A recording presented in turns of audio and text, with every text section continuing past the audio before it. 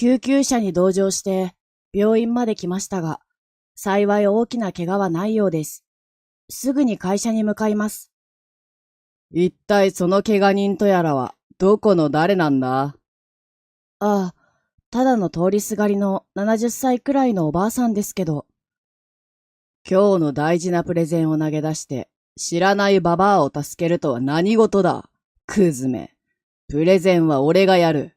お前はもう必要ない。クビだ。部長の言葉の暴力に驚く俺。ババアって、クズメって、部長、それはあんまりでは？俺の名前は川島亮、32歳。イベント企画会社、イベントリックスに勤務している。役職としては企画営業という肩書きだが、実質的には何でも屋と言っても過言ではない。当社はコンサートからビジネスイベント、文化、芸術イベント、フードイベント、そしてスポーツイベントなど幅広いイベントの設営、運営に携わっている。俺の父はかつて警察官として活躍していた。子供の頃は家族で駐在所に暮らしていた。母も交番での電話対応や訪問者への道案内など警察官の妻としての役割を果たしていた。確か駐在所にも決められた休日や所定の勤務時間はあると思うが、しかし父は昼夜問わず常に町の人々のために奮闘していた。雨の晩、窓の外から聞こえてくる雨音に混じって駐在所の電話が鳴った。父は慌ただしく長靴を履き、雨の中へと飛び出していった。何が起こったのかわからなかったけれど、少し心配だった。しばらくすると、父が雨でずぶ濡れになった高齢男性を連れて帰ってきた。父は彼を支えながら玄関に入ってきた。どうやら男性は家の場所を見失ってしまい、雨の中をずっとさまよっていたらしい。家に入ってきた二人は体を乾かすと今でしばらく話していた。男性は若い頃の思い出や家族の話をして笑っていた。父は真剣に彼の話を聞いていて、時々笑顔を見せていた。やがて男性の家族が迎えに来て、彼らは父に深く感謝していた。その夜、俺は父がどれだけこの地域の人々に愛されているのか、そしてその理由を改めて感じた。そんな忙しい父だが、暇を見つけては、俺や妹の面倒を見てくれた。小学校での授業参観の日、クラスメートの多くの親が来ていて、みんな振り返り、ワクワクしながら両親の姿を探していた。父は警察官として忙しいから来てくれないかもしれないと思っていた。だけど、授業が始まる直前、教室のドアがそっと開き、父が静かに入ってきた。その顔を見つけた瞬間、胸がいっぱいになった。授業中も父は俺たちの様子をじっと見守ってくれていた。その日の放課後、友達たちが、亮のお父さんかっこいいねと言ってくれて、とても誇らしかった。夏休みの道路清掃活動は、父は公務があるのに、お休みをもらって、家族全員で参加しようと言ってくれた。当日、俺たちはゴミ袋を持って一緒に道を歩き、ゴミを拾った。近所の友達やその両親たちも参加してきて、一緒にゴミを拾ったり、笑い話をしながら楽しい時間を過ごした。父はみんなと和気あいあいとした雰囲気で話をしていて、地域の中心としての役割を果たしていた。帰宅後、俺は父に、お父さん、今日は楽しかったよ。と言ったら、父はにっこりと笑って、私もだよ。と答えてくれた。しかしある日突然、館内で大事件が起き、父は急遽応援に向かった。テレビのニュースには、パトカーが現場に集まっている様子が映し出されており、その警官隊の中に父もいると思うと、心がざわざわとした。その夜は長く、家に父の帰る足音は聞こえなかった。そして翌日、俺たちは冷たく変わり果てた父と再会した。母は静かに涙を流していた。高校を卒業するとき、俺は警察官になりたかった。でも母と妹に大反対された。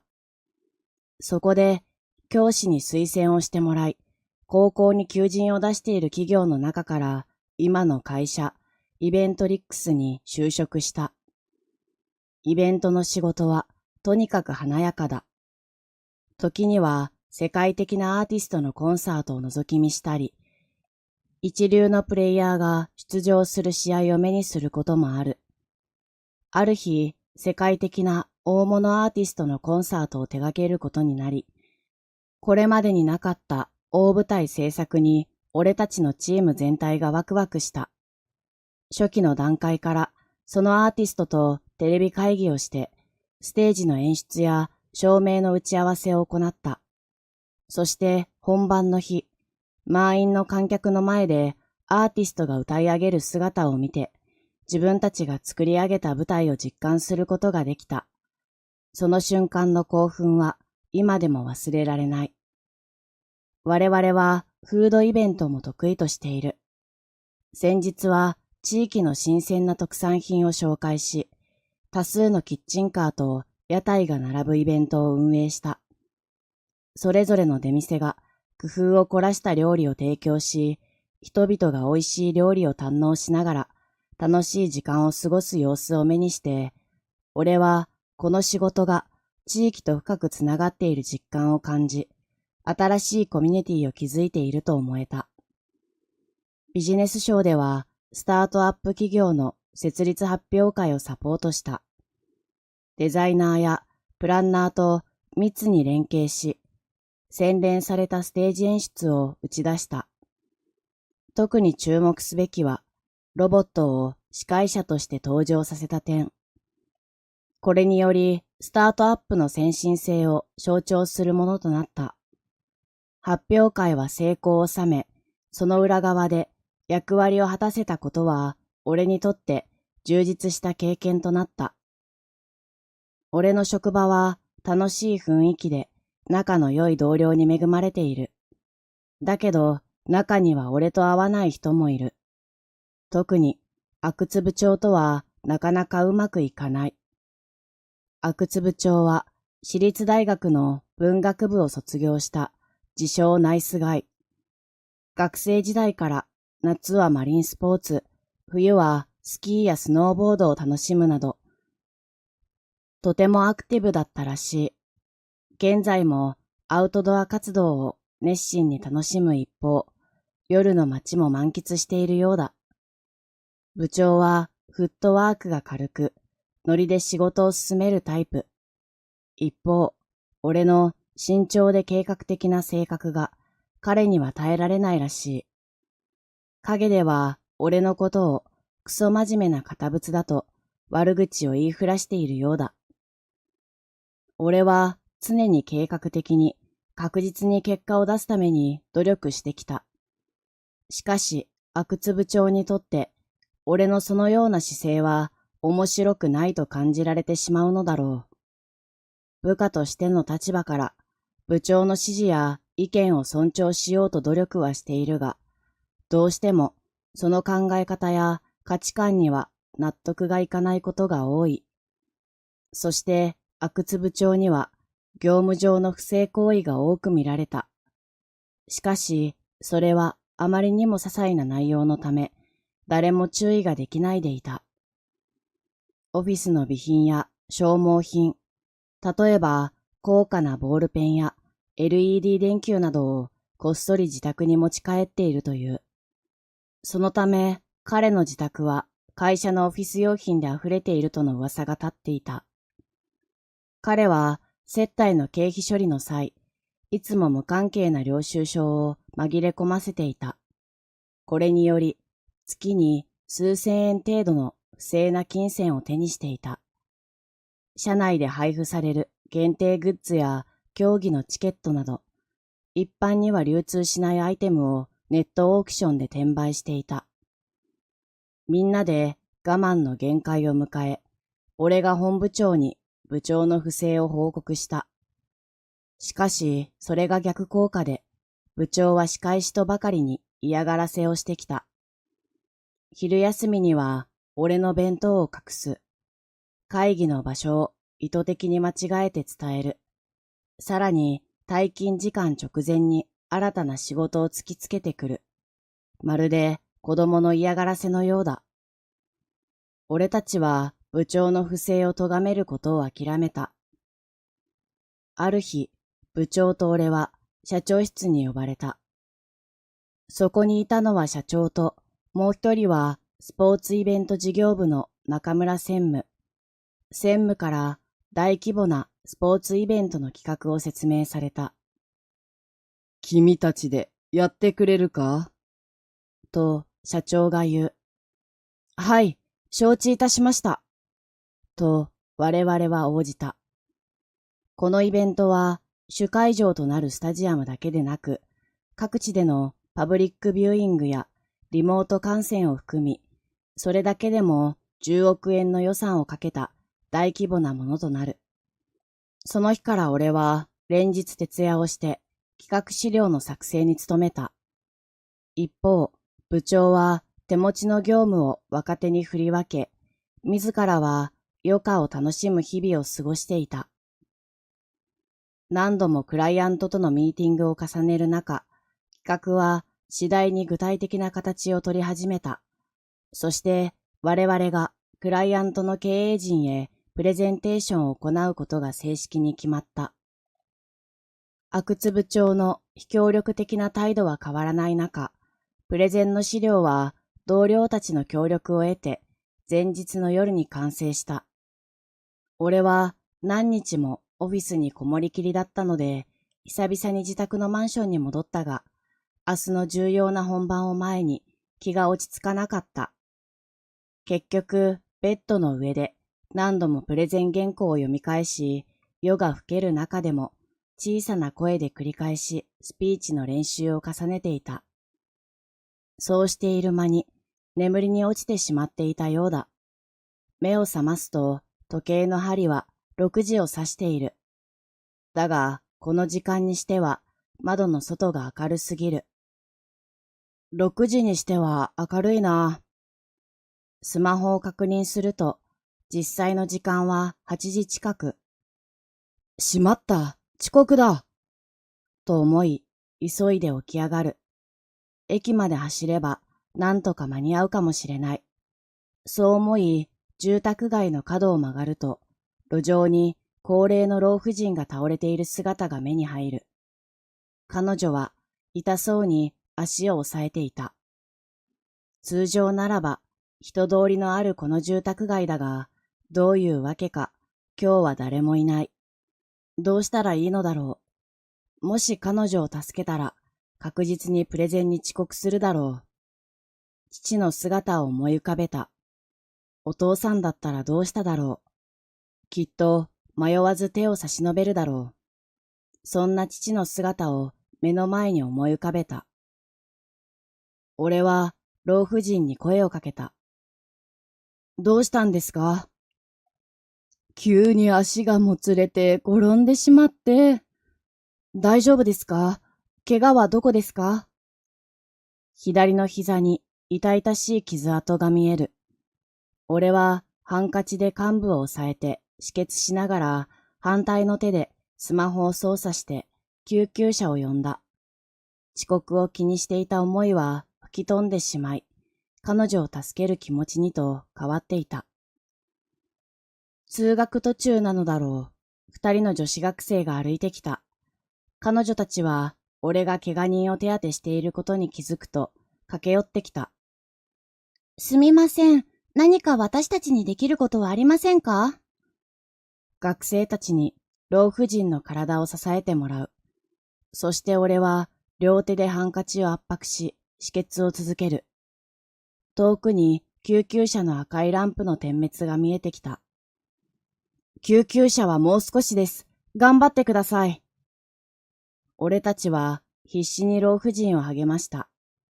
やがてサイレンが大きく聞こえてきて、救急車は到着した。大きなドアが開いて、隊員たちが素早く降りてきた。俺は状況を説明した。私が見つけた時には、すでに彼女は路上に倒れていました。膝の止血を行いました。俺はただの通行人、ただの善意の第三者。これで俺の役目は終わったのかもしれない。でも子供の頃の父の話が頭に浮かんだ。急病人や怪我人は体の痛みだけでなく、その状況で恐怖や心細さも感じていると父は言った。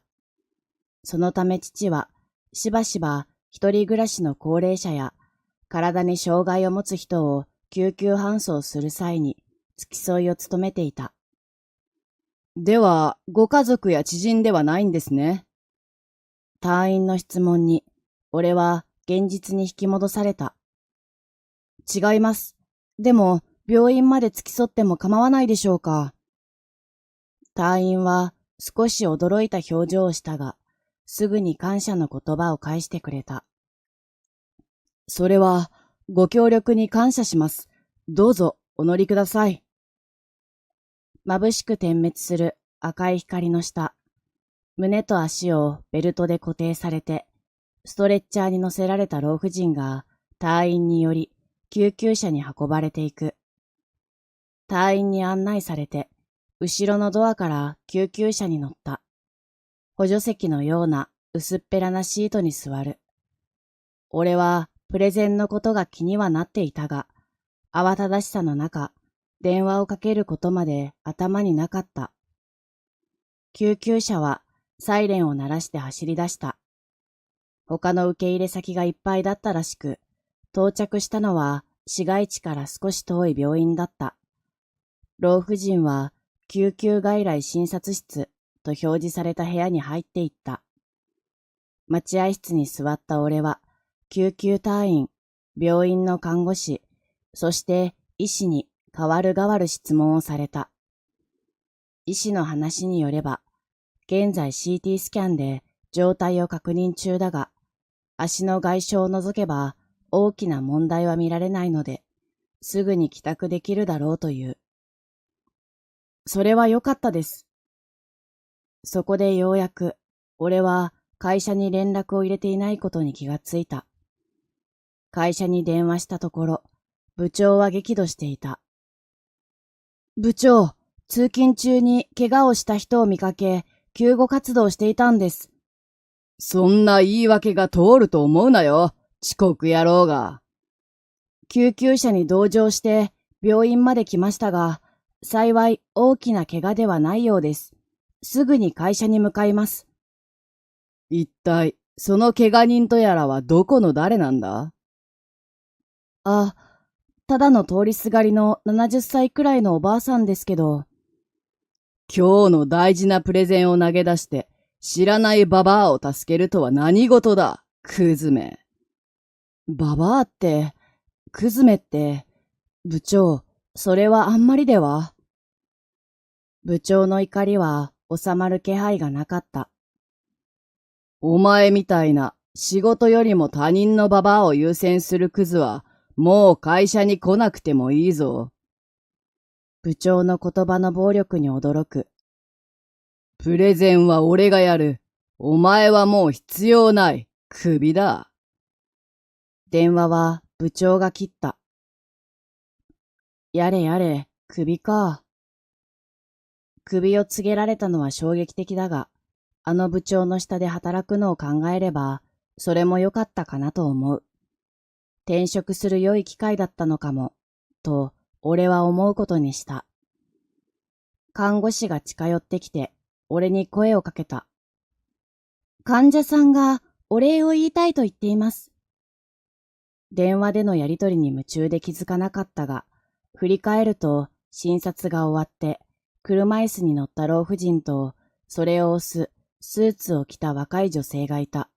親族だろうか。本当にお礼の言葉もございません。老婦人は微笑みながら話しかけてきた。お怪我が大したことがなくてよかったですね。俺は心から返した。私は勅使河原明子と申します。川島亮です。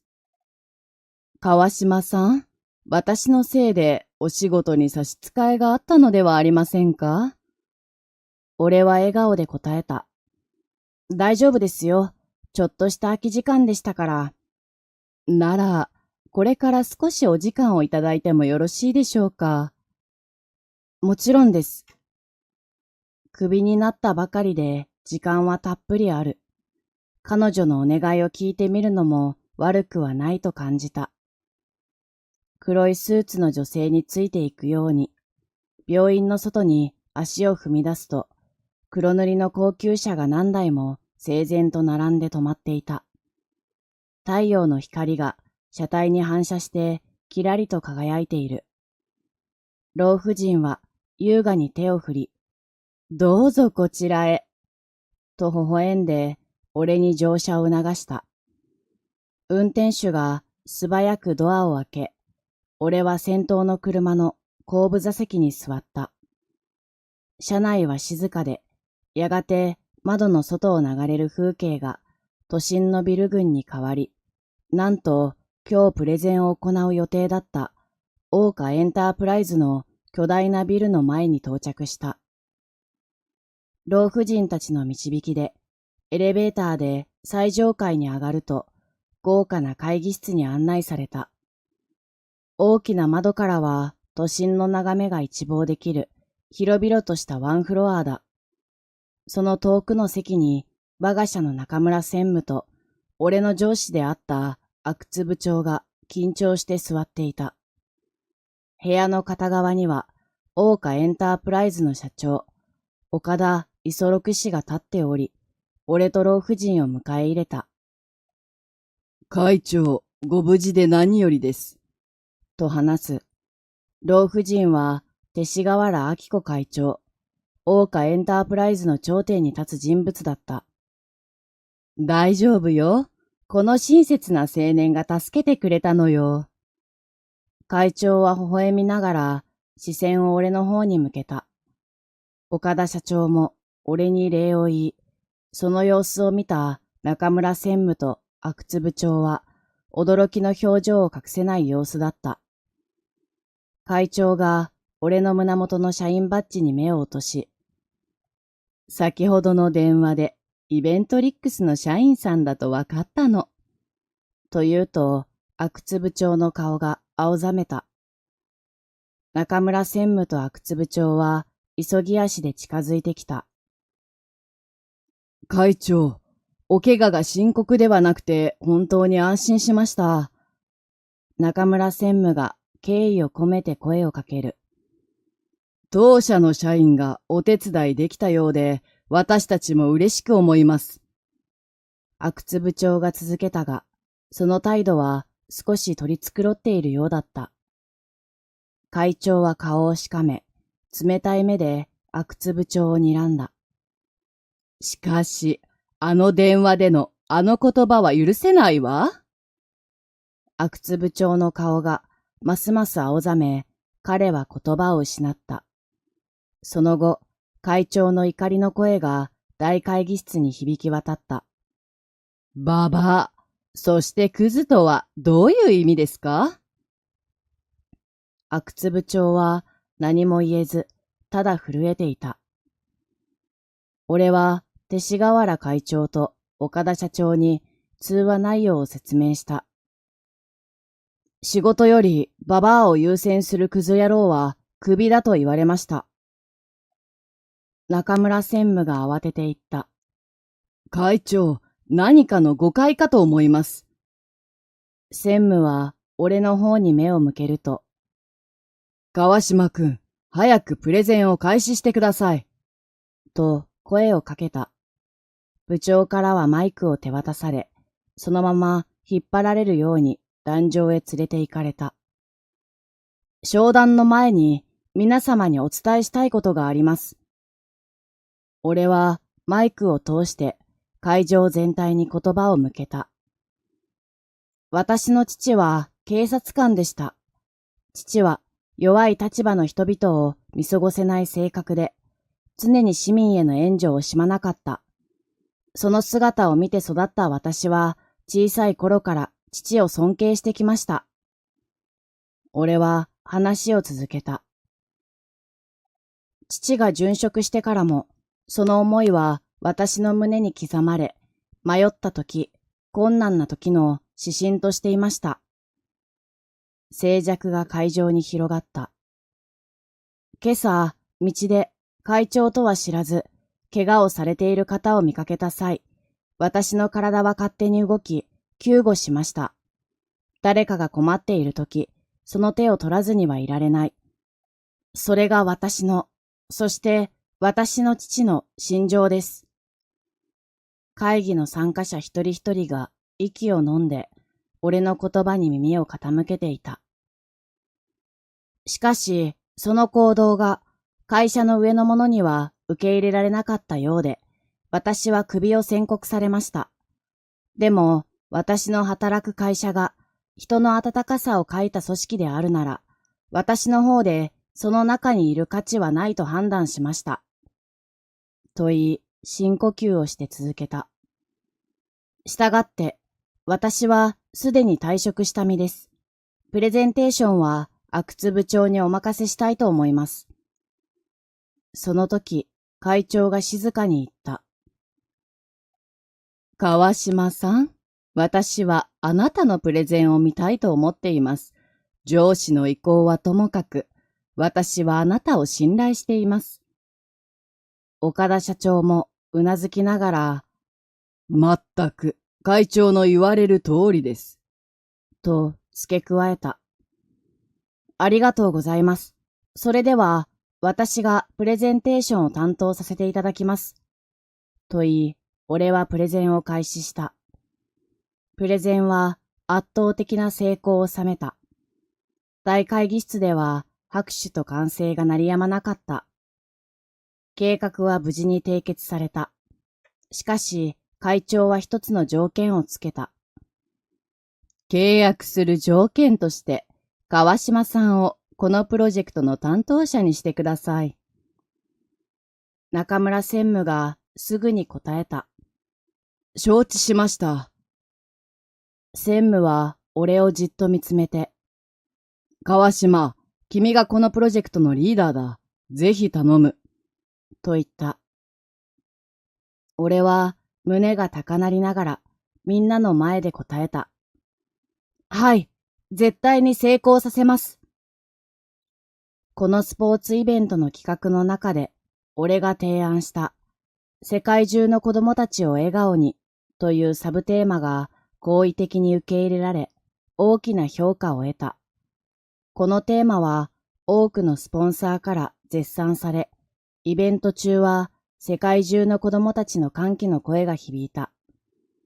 その結果、俺は社長賞を受賞し、我がイベントリックスの評判も一気に上がった。次々と新しいプロジェクトのオファーが舞い込んできた。阿久津部長は降格となり、遠くの支店に異動になった。現在彼は厳しい環境の倉庫で働いているらしい。彼の新たな環境での活躍を心から願っている。未来を思い描くたびに、俺の胸は熱くなる。父の背中を追って、どんな職種であろうとも全力で生きることを誓った。父と違う道を選びながらも、その志は同じ。父の生き様が示す道しるべを前に、自分が選んだこの道を進んでいく決意を新たにしている。